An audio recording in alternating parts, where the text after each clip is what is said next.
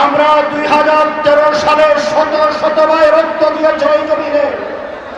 2021 সালে হাটাজারিতে ব্রাহ্মণবাড়িয়ায় আমাদের 21 জন ভাইকে শাহাদত বরণ করতে হয়েছে। আমরা প্রত্যেকটা শহীদের শাহাদতের বিরুদ্ধে যারা তাদেরকে শহীদ করেছেন তাদেরকে মামলা দিয়ে আদালতের কাঠ করায় ফাঁসিতে ঝুলাতে চায়।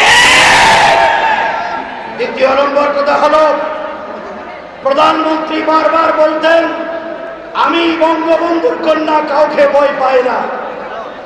তিনি এমন ভাবে পালিয়ে গেছেন, বাংলাদেশের জনগণকে ধোঁকা দিয়েছেন। একজন প্রধানমন্ত্রীর নির্লজ্জ পালানো এই জাতির জন্য কলঙ্ক লেপন করেছে। আওয়ামী লীগের ভাইদের বলি, আপনারা এমন একজন প্রধানমন্ত্রীর পিছনে ঘুরছেন যে প্রধানমন্ত্রী আপনাদেরকে ফেলে পালিয়ে যান। সুতরাং আপনাদের বলবো মুসলমান হয়ে যান।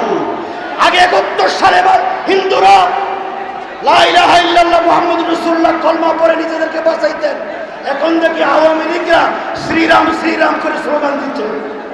সুতরাং আওয়ামী লীগকে যারা বিশ্বাস করে তাদের ইমান থাকবে না।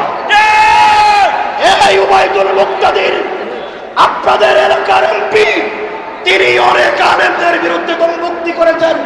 পরিষ্কার ভাষায় বলি, ব্রাহ্মণবাড়িয়ার ওই বাংলাদেশের কোন টাকায় উবাইদুল মুক্তাদিরের টাকা হবে না। টাকা